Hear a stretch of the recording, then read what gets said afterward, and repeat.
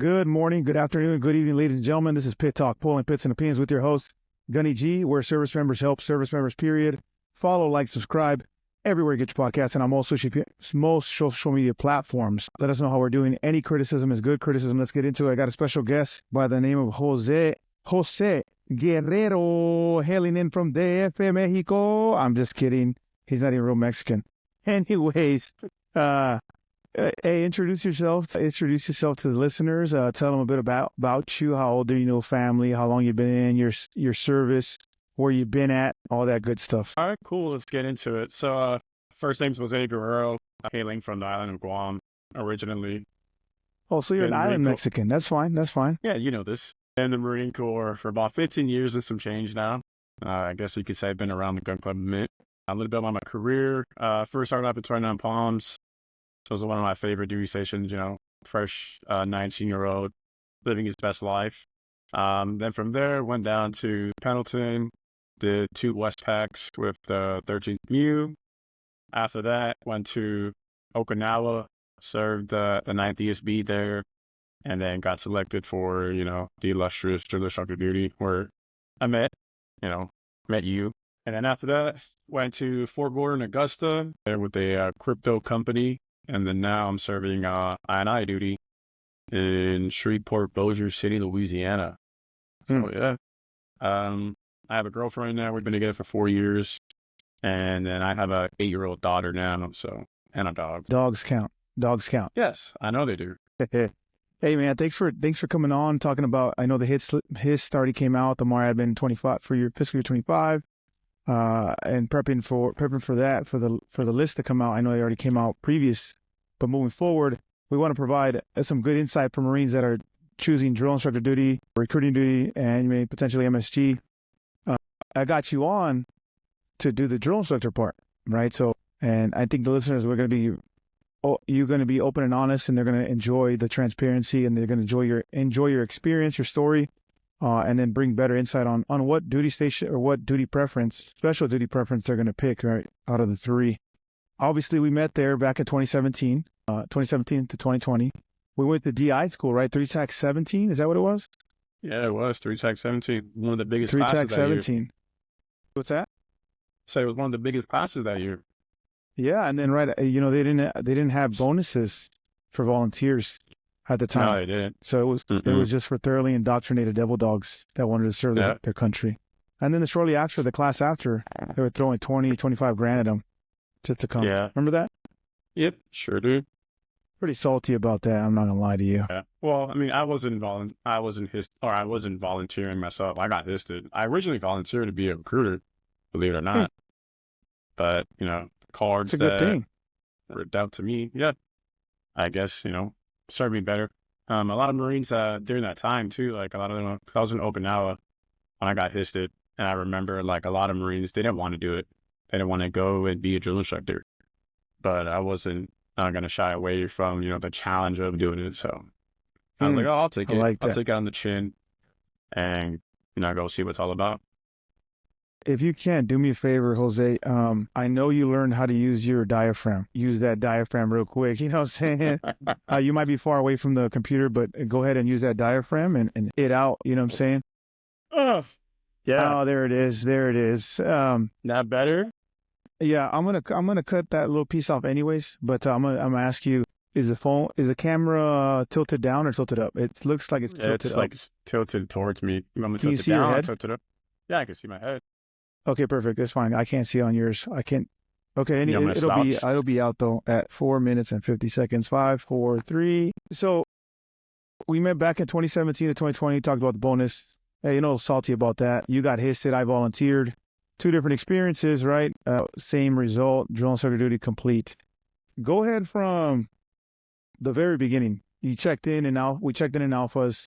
How was that experience? It was an eye opener for sure. I remember me and my roommate, it's a really good buddy of mine, we were walking in to the classroom area, and from the hall, from the outside of the atrium, you could hear the drill instructors just laying it into you, laying into other Marines checking in. And so just from like that, you're like, oh crap, like this is real. Like, oh, I'm here. So yeah, so I remember we walked in, you know, I'm walking down the little, I guess the little aisle to the class, to the desk where the instructors were sitting. And before I could even take like 5 steps, all I heard was, them blasting us for not giving the proper greeting. And I'm like, yo, like, I just got here, man. I had a long flight from Okinawa. I'm not ready. Like, I'm sorry. Like, go out, you do come back in, do it again. And then you finally get there and they just start laying into you. Like, yo, your uniform's too big or too small, your tie's too this and that. And you're like, damn, dog, like, I haven't even given you my paperwork yet. So, but yeah, what do I do? And then, like, you finish, they tell you like, all right, cool, here's your paperwork. It's all good. And then from there, they're like, all right, come back at this time, and Cammy's ready to go. And I was like, shit, like, what are we going to do? Like, and then, so like, I remember like me and my buddy Chris were just talking about it on the way back. We're like, man, like, can we like, is this like, can we quit now? Or like, can we go back home? Like, or like, is there a way to whatever? But yeah, man, coming back to the class afterwards, I seen that on a majority of the people's faces, it was like an eye opener. It was very, like in your face, something you weren't expecting, something that you hear about, but then you don't really expect it until you get there. You're like, oh, okay. But then all those jitters and nervousness go away after like a few hours, because then you realize that everybody else there is just like you, just as nervous, just as like a little bit scared, not scared like physically, but they're just like, oh crap, like I am here. I am going to possibly become a drill instructor. I tell you what, I was sweating in those alphas. You couldn't tell. I mean, I was a bigger dude already. And I remember I was sweating those alphas. I was coming and we went back to the class looking around. Remember, you remember looking around like, I wonder if everybody's thinking the same thing as me. My palms are sweaty. My pits are sweaty. My balls are sweaty. I don't know what's about to happen. And it was late. Remember, it was in the afternoon. We had to come back. Yeah, we came back around like 1700. And then something game like on. that. Yep. Yeah. I'll tell you what, being in that seat, it was rough because I thought I had an idea of something, then slap in the face. So I don't know what this is. I thought I was a sergeant. I was a sergeant at the time. Yeah, We were pretty much all sergeants, right? Like we pretty and back some on of the us Marine were Corps. like, yeah. Some Pretty of us were squared pretty away. salty sergeants. Some of us have been a sergeant for a few years. Some of us were brand new sergeants, but nobody really know. I mean, obviously, like when you see their like alphas and you see their service stripes and all that stuff, but at the same time, like you all felt like brand new Marines. They made you feel like brand new Marines. You're like, oh crap, dude. I guess my tie is not good. So, it was very like, oh crap. In a nutshell, I mean, it was a good experience. I'd say there's a couple things in there that I remember when I was in charge of the class for that one day, your duty day. Remember? Yeah. You laugh. I don't know if you remember my day, but I think first sergeant is he first sergeant now or is he master? I don't even know if he's a master. Is he on CISO? Remember? He was a gunny at the time. Oh, he's a first sergeant now. He's a first sergeant. Okay, so first sergeant on CISO. He's supposed to come on. He didn't reply back to me. First sergeant on CISO. He's a busy man. That guy. He's always running. That's 20 plus miles a freaking day for no reason. Dude. That dude runs, bro. I can't. I gave accountability. Remember? I don't know if you remember this or not. I gave accountability. And I said, I don't know. And then laid into me, boy. I tell you, spitting and I got red. And I was like, shoot, was I not supposed to say something? Boy, oh boy. That was a rude awakening for me. And then I had to do it again. That pissed me off too. Remediate. No, yeah, remediation was a thing. How much weight did you lose? Oh, so funny thing, right? So me being stationed in Okinawa, being a young sergeant, I wanted to just go to the gym, lift weights, and eat. And that's what I did. So by the time I got histed, I was about 220 pounds, just, a bulkier me. I lost about 15 pounds in preparation for DI school. So I got to like DI school, like 185, 190-ish. Then at DI school, I lost like another 15 to 20 pounds. I graduated maybe like 175, something like that. And I looked gross. I looked disgusting. And I was like, oh, this is the smallest I'm gonna be. Like while I'm here, I was like, all right, not a big deal. No. After my first cycle, I lost another 10 pounds. And I got down to like 166, 165 or something like that. And dude, I remember like my camis being really, really big, and like my neck. I don't know if you've ever seen that movie, The Master of the Skies, where he's wearing that turtle costume, and like he Hmm. can pick it up, and like his head's just like floating inside the thing. And that's how I felt. I was like, dude, I feel gross. I don't feel like me. I just feel like a robot, if anything, like a skinny Hmm. robot. So I lost a Yeah, lot of that weight. true. I didn't lose any weight in preparation for DI school. As a matter of fact, I remember Master Gunner Sergeant Hernandez at the time, we're in Iwakuni, and he said, "Hey, are you ready for this? Are you ready for DI school?" And I go, "Yeah, why?" He goes, "Man, because you're pretty heavy, man. I'll tell you what." And then because you know how we do that inventory PFT right before we go. I barely got a first class, and that's why he asked me. I was like, "Dude, are you ready?" I go, "Yeah, I'm fine. I'm fine. I'll be all right." No, I was 250 when I left Iwakuni. Because the same thing, meathead, I was just in the gym getting it as a sergeant. I think all of Yeah, them and do you're it. pretty tall too. So Hell yeah. And then I lost 20 pounds right off the rip of DI school. And I went down to right above 200 pounds, or excuse me, 225, right? And after my first cycle, holy mackerel, I was down to 200-ish, 190. And then same thing, the next cycle, I went down to 182 or something like that. And that was the lightest I've ever been in my life. And I was like a piece of paper in my uniform. It was ridiculous. I yeah, it remember was just so devastating. for the listeners, if you're thinking that you're not going to lose weight, well, I hope. Hold on, let me backtrack a second. It does go in waves. What happens, right? I know there's a lot of Mm-hmm. flack out. I don't know if you've seen that photo, but there's a lot of flack right now going with these when they were marching up. You remember that photo?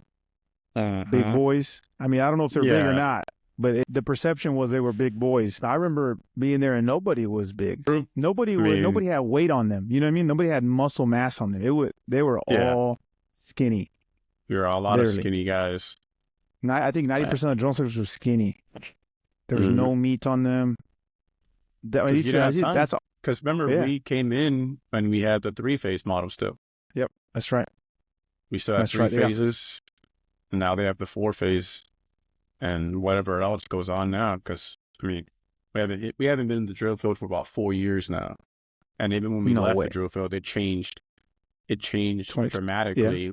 Yeah, it's about 4 years. So it that's changed a true. lot. It changed. It changed a lot when we were there, when we first got there, and it changed even more like as we went on and then as we left. Because remember That's COVID true. too. Yeah. Yeah, I remember So wearing masks towards the end of it. I remember that. It's yeah, it's quite an experience. I think out of the two phases, I think I personally like the four phase because your body recovers. You know what I mean? yeah, Compared to the three yeah. phase model. It just made Because much more sense versus the three. Because yeah, in my opinion, going up there twice just to conduct another part of the training just seemed like illogical and like was like a logistical nightmare almost. hell yeah, foot lockers, moving in. Yeah, My God, what a all the slay. gear. And then Mm-hmm. also the recruits possibly getting injured in transit or, trying to make sure that Marine or the recruits will get to a certain part of the phase and be healthy enough to even continue the part of the phase that needs to be conducted up there and then Yeah, come that's down true. from there healthy and to even finish graduating. Yeah. Because, Because you we know, still had final drill after we moved up, right? We still had final drill. We had to come back for final yep, drill. We had to come back for all these final exams and then go yep, back into the crucible. That was yep, wild in terms of logistics. I agree. Four phases definitely logistically was smarter. I think even by the phases, it was smarter, right? You got the transition with them. yeah, You know what I'm saying? At the very beginning, and then your hair started to yeah, grow with them, which I thought was it made you more relatable as a Marine, one, and two, as a drill instructor, you can slowly transition because I remember the three phase model, you remember there was no transition period. It was just hmm straight yelling, yelling, yelling for 90% of the boot camp. And then they come back for 1 week of Marine week, but it was turning gear, graduation, size of uniforms real quick, blah, blah, blah, blah, and then check out. And then that was Monday to Friday, and then we were gone. You know what I mean? That yep, was no transition.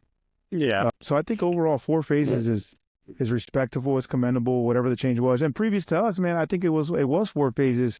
Then it went to three phases, and then we came back to four phases. That's the word on the street while we were there, wasn't it? I honestly don't remember, but I mean, because I know when they started talking about the four phases, like a lot of people were losing their mind and like freaking out about it. Like, oh, Yeah, yeah, this is dumb. Like, we shouldn't do it like this. But I'm like, bro, like, we're not at the position to, I'm like, yeah, sure. Certain leaders will listen to your opinion and probably take it into it, an effect somewhere else. But we're not in the position as drill instructors to like make the change like at that level. That level comes up way up higher above us. And obviously, like somebody maybe smarter than me made that decision for a good reason. I mean, because even like as we transitioned, from the third phase to the fourth phase model, you really didn't see any like really bad overlap. There was no lag in the system. There was no like, oh, can't be drill instructors, or, we can't do this, we can't do that. If anything, it flowed a lot better. You had your first phase, your second phase, and then your third phase, and then the fourth phase, which was just 2 weeks of Marine Week. You actually got to be a staff NCO or an NCO during those last 2 weeks and, teach them the correct, because, like everybody always, when you get to the fleet, they're like, oh, who was your drill instructor? Oh, we're going to blame them. It's their fault that you act like this or whatever. It's like, well, if that's the case, like in those 2 weeks, then, leave them with a little bit of you, some knowledge, some common sense. So when they get to the fleet, they're not just, aye, sir, aye, a robot, just, regurgitating like what they went through in boot camp versus, hey, my drill instructor taught me how to be a somewhat kind of critical thinker. I can think for myself, if I'm supposed to be at work at this time, maybe I should show up a little bit earlier so I'm not late.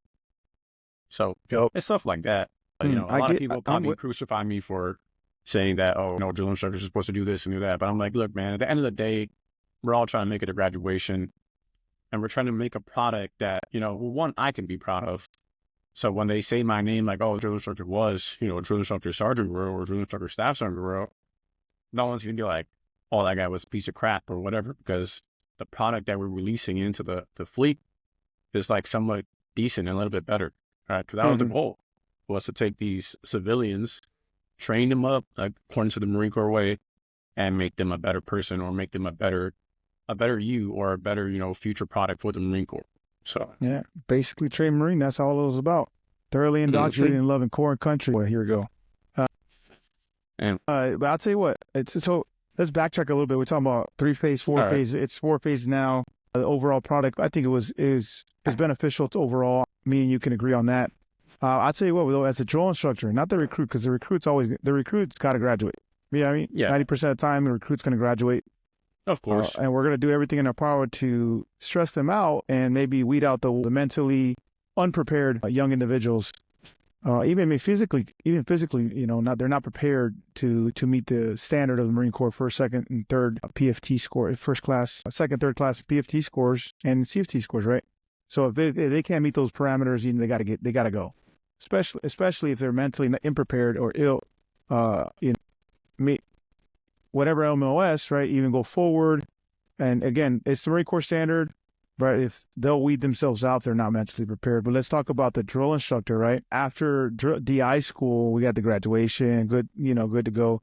DI school overall, did they prepare you for the trenches? So in my honest opinion, DI school, I feel like the only part that honestly prepared somebody or during I guess that time or whatever, prepared you to be a drill instructor was the time that was what we call the RTO week, where we got to spend time in the bird dog week, where we got to spend time with the battalion that we were going to actually be in. So, going and living and breathing that for about a day, for like a week, for X amount of hours each day, and then coming back and realizing like, dude, I got to do this again and again, 3 months in a row, and then do it again after your break.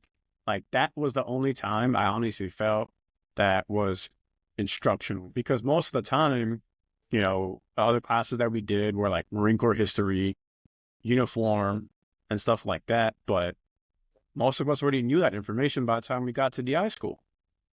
So why would I need to do another class on, A. Cunningham or the Montfort Port Marines?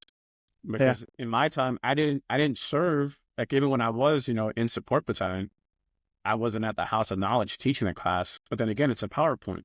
It's a pre-made PowerPoint that, we created for the recruits, or that's created by hired, and saying, hey, this is the knowledge that we want you to teach them.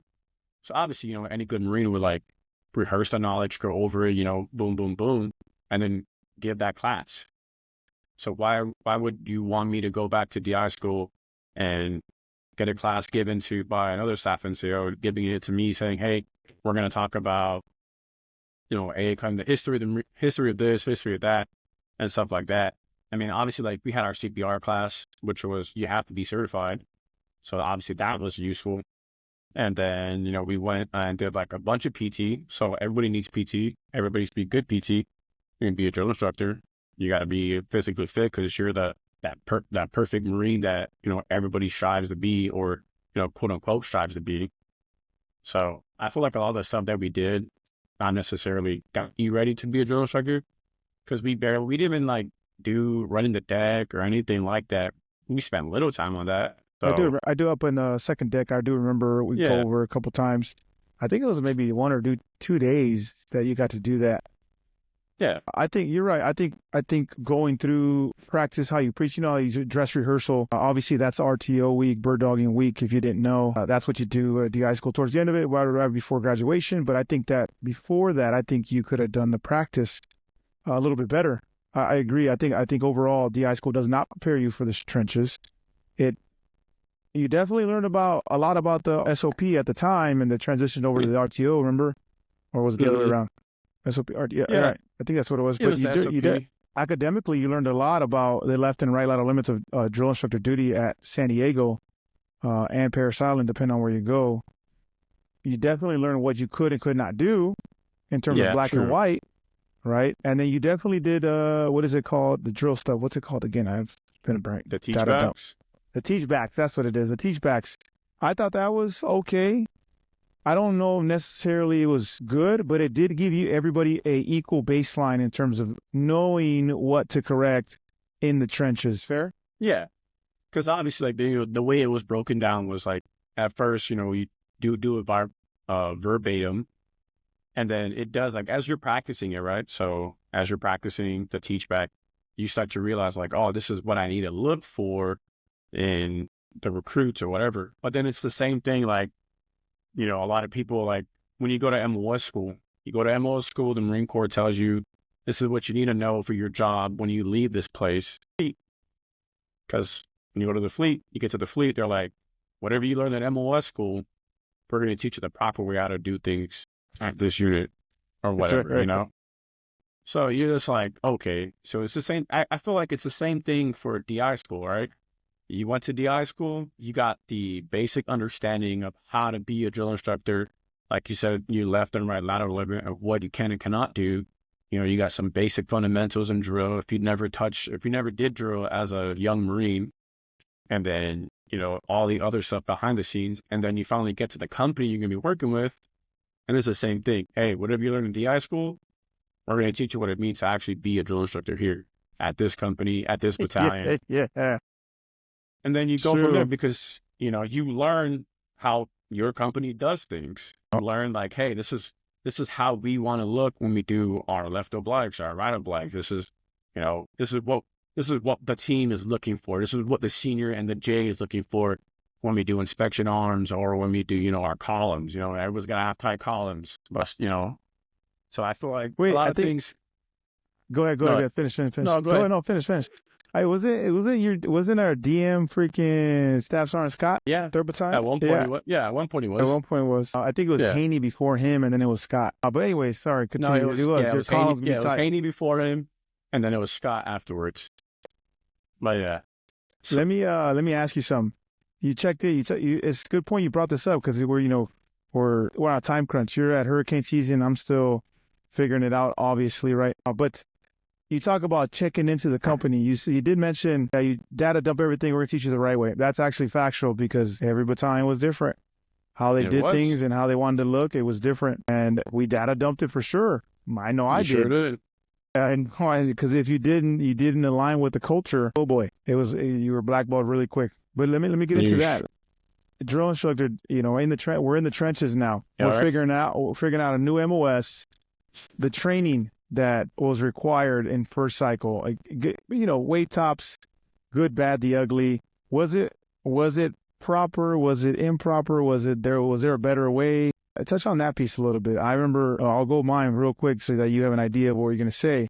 Because I remember thoroughly indoctrinated drill instructor meant seeing every training day so that they understood what it looked like, what the hidden movements were, when you can do what you can do to prep for the next day, vice versa for the night, blah, blah, blah, what you can do with the recruits, different phases, different days, the F days, so that the second cycle would be easy.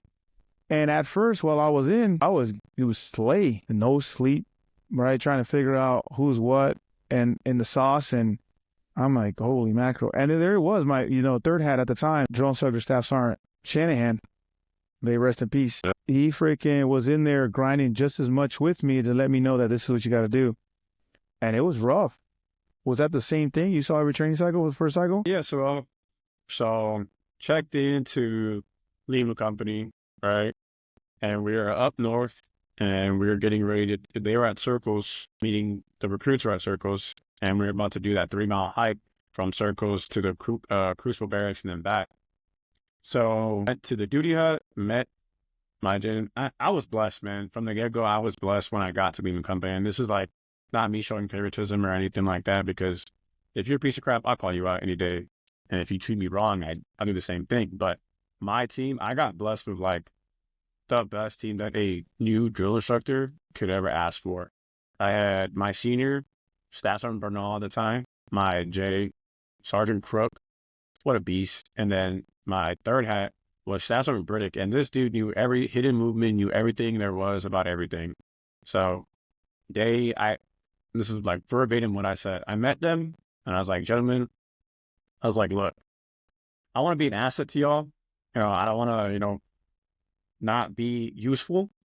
I was like, the only thing I ask is that if you feed me, if I can eat. And they all looked at me stunned, speechless, and was just like, don't worry, dog, we'll take care of you and get on the boys. And then from there, man, like Staff Sergeant Briddick took me under his wing, taught me everything, looked out for me. He's like, hey man, you haven't eaten in an hour or two, go eat. Did I see every training day? Yeah, I saw every training day, but they took care of me along the way. Like when then talking to the other hats that we checked in with, I was like, yo, how's your cycle going? I hate my life. This sucks. I haven't slept yet or whatever. All this, all the bad stuff that everybody hears about. And then I'm over here like, I just got back from a 30-minute nap, bro. Like, what are you talking about? So like, obviously their experience is not going as well as mine. So I was like, this is crazy. But they made sure that, like I did work. I worked a lot. Like I worked a ton. So they made sure like I knew chow times, what to prep for, this and that, drill, how to IT perfectly, how to get your discipline in this and do all of that stuff. And sure enough, man, I learned everything like within the first and second cycle I was with them. And after that, it was like, you become the master of time. Once you learn the training, you're basically like, you control everything after that. Like you could control the whole thing. So like I said, man, I got blessed and lucky with the team that I got, because I know other people across the depot didn't have it so well, you included, because I remember running into you one time at the House of Knowledge and I was like, oh my God, I'm so glad I'm not this guy right now at the moment. Lima was pretty good. I mean, I remember some heinous dudes in the Lima, but here or there, I think their battalion was the most heinous out of the time we were there. I think we were the most heinous, but most effective drill instructors. That's like that's obviously an ongoing like battle that everybody talks about these days. But I mean, I don't know. It is what it is. Go ahead, you can say stuff. I know. No, it's not about saying anything. It's just like because I'll say it. It's just like you meet those people in the fleet, and then you're like, oh yeah, like but then it's like a friend of that guy, and like your friend knows that guy, and you're like, hey dog, like what's this guy talking about? Is he like for real? Because he's saying all this stuff, and then your buddy's like, no, dude, that dude's a piece of crap, this and that. So it's just the same thing. Like people can say like, oh, 2nd Battalion was the best, or like third, or like this company did this really well, but then as a first-hand viewer, front row seats, like that you were there, like who wasn't good, who was good, who was not good, what company did things a good way, or they did things smart, so it's just funny because like people will like die on that hill saying like, oh no, Lima Company was trash, or second battalion always had best drill and all this stuff. And you're like, bro, at the end of the day, my recruits graduated with like all of them like 90% final exams. They all got first class PFTs, all first class CFTs. They're all like 90% of the platoon is like expert riflemen, but your platoon's good at drill. Good luck. Because, and I get it. That's good. That's fair. People say like, oh, drill is important. I'm like, yeah, drill is important as a drill instructor. Yes, it is. But like, it also, serves a purpose. It's not just like, this is the only thing that we're supposed to be good at. Like, yeah, be good at it, like everything else. But what's the end state of that drill? Like, why are you teaching them drill? And you ask them like, well, what's the basic of drill? And you're like, instill confidence, right? That's what we always talk about, like, oh, instilling confidence, showing recruits how to work together as a team. You're taking like 90 people from different backgrounds of life and different walks of life, different years of experience. Some people are 24, some of them are like 19. This is the first time away from home. They never left their mom's couch, stuff like that. They want a challenge, and you're forcing them to work together. And sure, drill does serve that purpose. And like, for me, that's where it ends. Like, that's it. Because when they leave the fleet, they're not marching a chow in a uniformed platoon. Sure, maybe some units, like when I was in Okinawa, some people did that.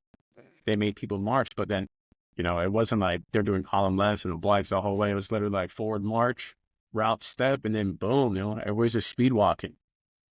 But after that, once you get them to work as a team and understand what it means to be working as a team, your cycle becomes better because now you took all 90 of them, gave them a common goal to strive for, and they want to make you happy. They want to be good for you, for the Marine Corps.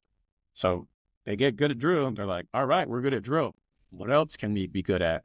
Oh, maybe if we studied, we can be good at, the exam and actually learn like the life-saving stats or the knowledge, all that stuff, what not to do on leave of liberty. And then after that, what else can we be good at? Oh, let's be good at shooting. Let's be good at that. Because a lot of the recruits, majority of them have like, O3 contracts. So they have to be good at shooting in order to further progress in their career. Oh, what else? Oh, I know. One of the drill instructors on the team is a McQuist. Maybe I should have that guy talk to him about swim qual because he's a McQuist. Hey, drill instructor, go talk to him about swimming. Aye, senior drill instructor. Boom. He's out there teaching them, giving them tips and tricks, what not to do. Don't do this, don't do that. And what do? They all go pass. Or like, hey, this one guy, he used to be a personal trainer back in his old life. Let's go talk about doing pull-ups correctly, crunches, or how to run better, stuff like that. So I tell you what, yes, drill does serve a purpose. It does. It does instill. I mean, the biggest thing is what working as a team, instilling discipline, instilling obedience to orders. And the traditional wide drill was that's how we moved as a war fighting force, right? As a battalion, true. as a company. That's how we moved from point A to point B to combat back in the day. Yeah. And it hasn't changed, right? It's a good way to know. I mean, if you didn't know that, listeners, it's what it's for. That's how we did it back in the day. We just column left it and faced the enemy and shot, right? And even though the aim was horrible, we just got to shoot somewhere at something. So that's the the basis of drill, but it's also routine, instilling routine in them. Hey, basic 0-5 drill routine, getting dressed, going chow hall, PT, all this is routine. That's what drill's for too. At the same time, so you got to think about it. Some people take it to the extreme, and it's all about popping sticks, cracking sticks. But I'll tell you what, I think it was an overall good experience. I mean, first cycle was rough. For me, maybe not for you. I remember senior drill instructor, what is his name? Staff Sergeant. His first name was Staff Sergeant. The second one was Staff Sergeant Leva. Beltran, that's what it is. Staff Sergeant Beltran. I remember that guy. Yeah, I remember him, yeah. Staff Sergeant Leva, and then Staff Sergeant Shanahan, and then me. I remember that, boy. It was just me and Shanahan for the 80% of the cycle. So that tells you about how that went, right? Yeah, man. Because, I mean, it was a different time. It was a different time when we first got there, Boy. And I guess we were still in that old school drill instructor mindset, Yeah. So, initially at gunpoint, I didn't know what I was like, oh, what's going on here? But then after actions, I figured out, I see. right? That's not the same for everybody, but that's definitely my experience. I'll tell you what, how did the roles, I know, remember we were there and we talked about drill instructor roles. You had the fourth guy or fifth guy, whatever it is, the Bobby, and what his role was. And then you had a third, and then the experienced drill instructor that changed over time over there, the J, and then the senior. What were the roles good? Were the roles perfect? They weren't perfect, but it served a purpose. And I remember having conversations with the entire battalion and the entire depot, get rid of the roles. But in reality, roles did work. It made for a more effective platoon and overall successful cycle, don't you think? Yeah, definitely. Because it's like in any organization, you need some kind of hierarchy at some point, or else you're just going to have too many chiefs, all with good ideas, but nobody's working to produce any of the ideas and actually make it a product, right?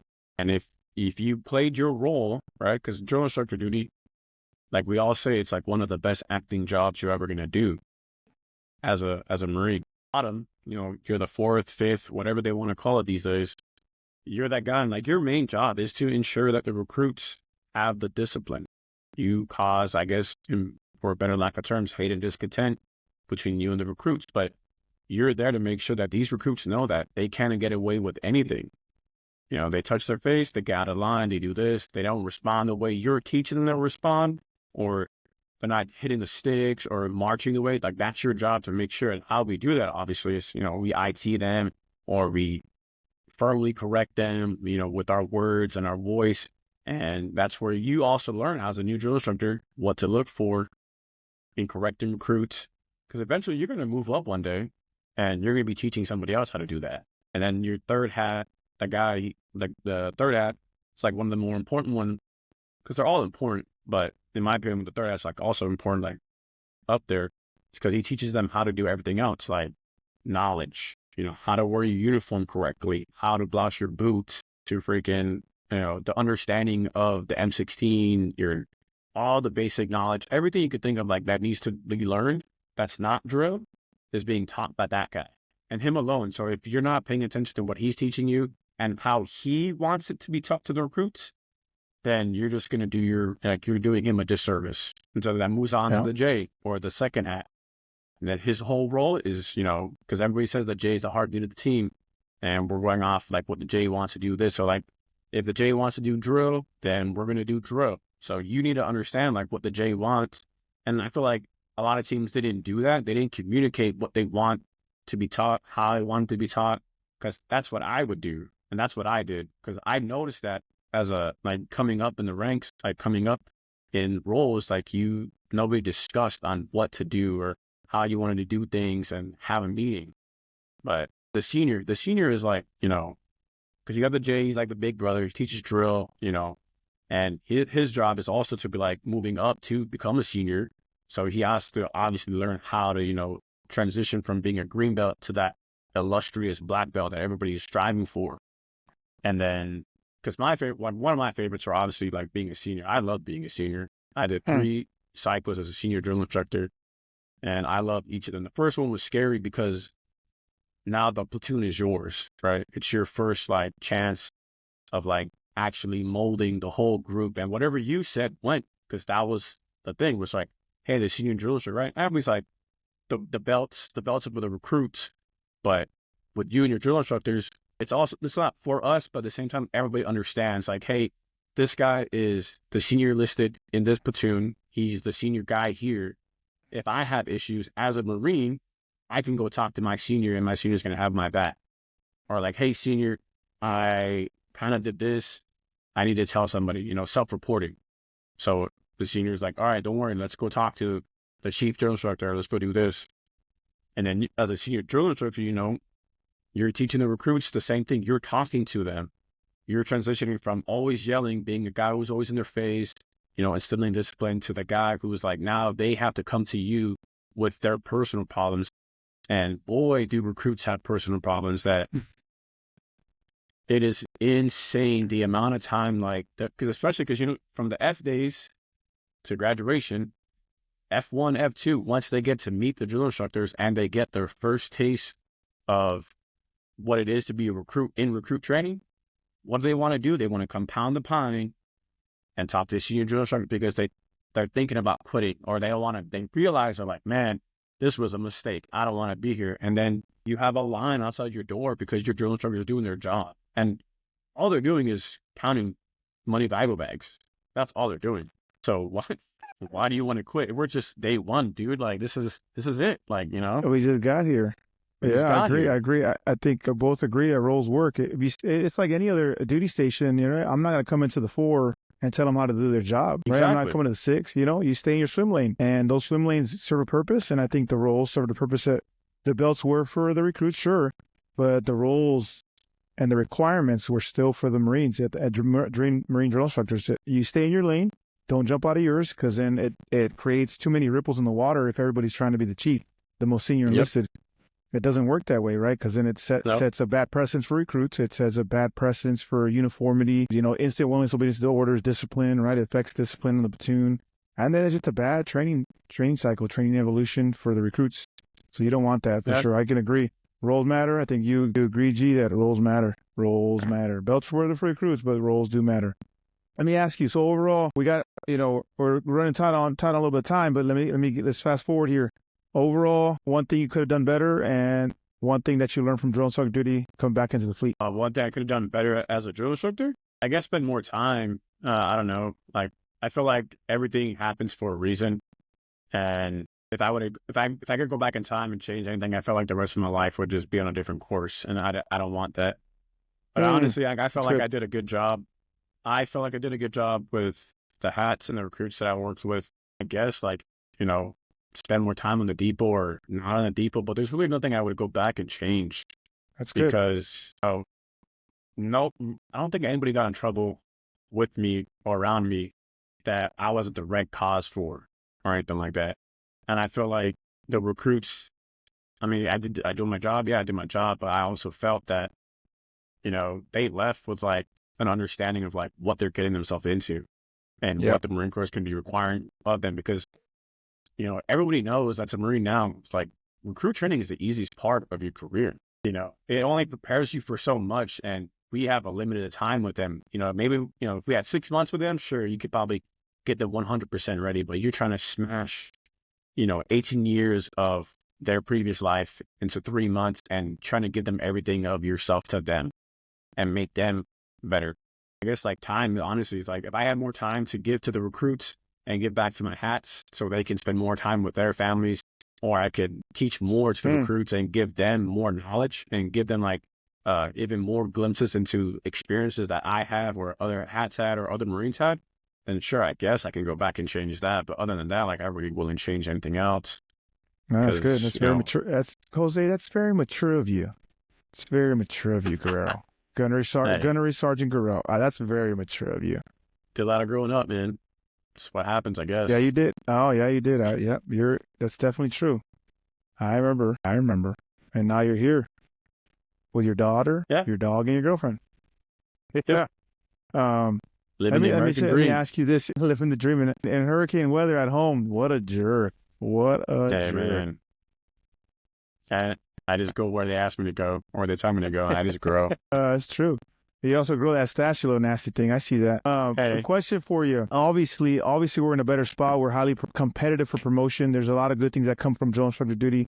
Same from recruiting duty, and same from MFG duty. I think they all have their pros. They all have their cons. We can always do better. And so overall, good experience. You're here, man. I mean, we would never cross paths if we would never win. And we would never have it in podcast session if we would have never met and drill instructor duty had a successful tour. So you're going to learn some stuff for the listeners. You're going to learn some stuff. You just got to be humble. Be humble. Know that you're learning a whole new job that you're never heard of. You only base it off your experience, and that's not the way to go. It's like when you lift weights, you leave your pride at the door, your ego at the door, because there's always somebody that can outlift you, outrep you, outweigh you. You know what I'm saying? So be humble and get to the gym and just grind it out. That's what you got to do at the depot. Just grind it out. Just be humble, grind it out. I got to give back to the veteran community, active duty community, right? We always suffer with mental health, mental issues, suicide. That's a big thing. Out of uniform, and I think it starts while we're in uniform. We got to get the help. But what's one thing you can provide for the listeners that are struggling with mental health right now, considering or having those suicidal ideations? give them a tool for the tool bag. And if those ones listening that are not here no more, not present with us, if you could offer them some help, what would it be? I would say for me, it's like, this is a very personal subject for myself because, you know, a family member of mine did commit suicide when I was young in the Marine Corps. You know, it was 2010 when it happened, or 2009, 2010 when it happened. But what I would say is, like, honestly, you know, surround yourself with people that are going to be positive for you. Don't always just rely on the people that you knew when you weren't a Marine, because some of those people don't have the same goals as you do. Because obviously you joined the Marine Corps for a different reason than, you know, everybody else in the world.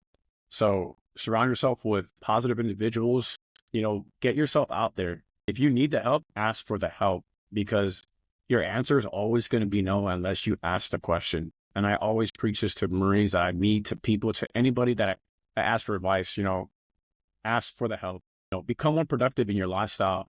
You know, get out of your rut by yourself. It starts with yourself. You have to get that mindset changed, and you have to literally, like, just put your best foot forward and try to, like, you know, if you don't want to go to the gym, don't go to the gym. Go for a walk. You know, take yourself out of that negative space that you're in and go do something. You know, try something new. You know, change the way you eat. Change something little by little every single day. But I will honestly say, just like, you have to ask yourself for the help. Ask the help for yourself, because if you don't, like, how else can I help you? Because I tell that to my Marines now. If you don't ask me for the help, if you don't ask me for assistance, I'm not going to be able to help you. I can't solve your problem, or I can't even begin to solve your problem with you if you don't ever ask me for the help. And I have Marines that still, even recruits to this day, that message me on Facebook or Instagram or somehow get my phone number. And they're like, Staff Sergeant or Sergeant, I'm not sure what you are now, but I have issues with this. You know, how do I go about this? You know, what should I do? And obviously, like, we work through the issue and we get them help. But it's like, if you don't ask for it ever, you're never going to get it. And you can't assume that I know everything about you, even though, like, I may be your leader. You can't assume that I know, because there are some things that I myself don't share with my leaders, because I want to grind at work. I want to do this, but they don't know that I may be suffering at home or this and that until I say something. And I'm not saying wait till something bad happens to say something. If you start to feel that way, then you should start saying something. Say, hey, I need help. If you don't feel like you're getting the help from your leadership, seek, you know, help from somebody that you might, you know, help you, that you think is going to help you, whether it's you're a peer or somebody above you or below you. But you simply just have to ask for the help on it. That's good, man. Thanks, G. I appreciate your time, man. Thanks for the knowledge, for the good gouge, for your experience at drill instructor duty. I will say I agree with you. The answer is always going to be no if you don't ask. Yeah. That's good. That's very good. That's another form of, like, hey, you're going to miss all the shots you don't take. Yeah. And that's the same analogy, same concept, ladies and gentlemen. If you're struggling with mental health, having those ideations, and if you're listening from up above, man, or I would say that, you know, it's always going to be no if you don't ask. That's good. Surround yourself with positive people, positive influences. Who cares, right? Even if it's small, that circle of trust is small.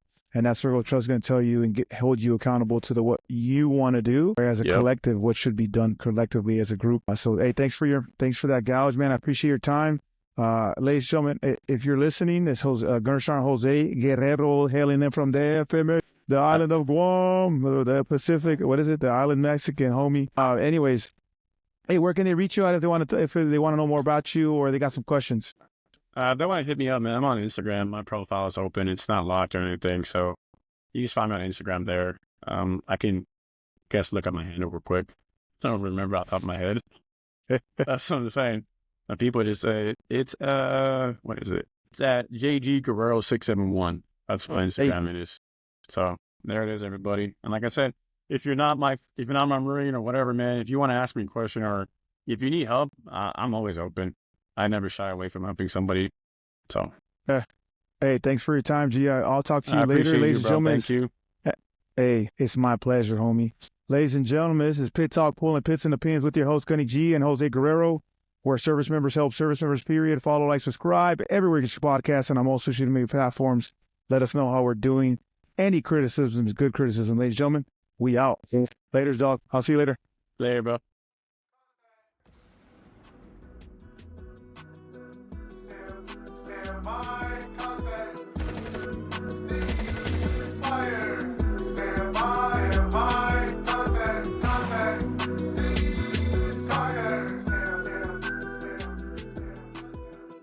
is a podcast featuring active service members to discuss their thoughts and opinions on various issues surrounding military life, current events, and history. The statements heard here are the opinions of its members and guests. These do not necessarily reflect the views of the Department of Defense and are not endorsed or sponsored in any way. Listener, viewer discretion advised.